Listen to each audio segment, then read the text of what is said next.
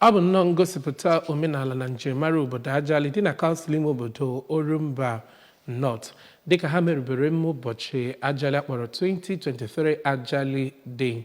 Emume a were ọnọdụ n'ama egwuregwu nke Ajalli Central School. Emmanuel Chigbata ga-akọtọpụ akụkọ a.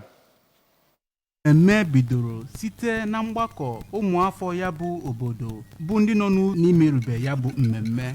N'okwu ya na ya bụ mmemme ka Eze Augustine Nwangwu bụ nke ndị eze ọdịnala obodo ndị ọzọ sonyere batara na ya bụ ebe a na-eme mmemme ma kelekwa ndị mmadụ. Igwe Nwangwu bụ onye nke na-egosipụta obi aṅụrị kwere nkwa na ọchịchị ya ga na-afụ maka udo ma na-akwanyite omenala nakwa ọdịnala nke obodo ha.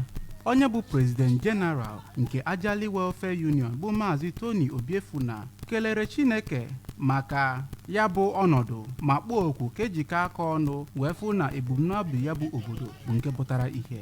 Ebe onye ọchịchị nchere oge nke okpuru ọchịchị Orumba bụ Sir Ogochukwu Ekwueme, onye bụ osote onye isi ọhaneze ndị Igbo worldwide bụ Chief Damian Okeke Ogene nakwa eze ọdịnala nke obodo Eziagụ Igwe Bernard Emejue kọwapụtara mkpa ọ dị ịnakwanyite omenala Igbo.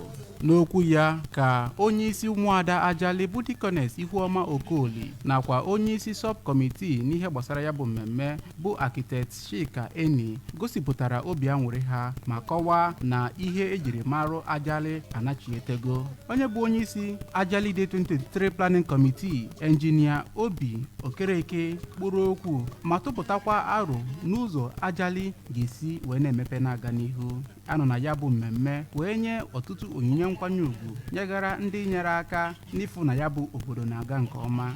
Anọrọ na ya bụ mmemme wee gosipụta ụlọ ndị uwe ojii a ga-arụ ọhụụ na ya bụ obodo. Site na Ajalli, Emmanuel Chigbata maka akụkọ ụwa ABS.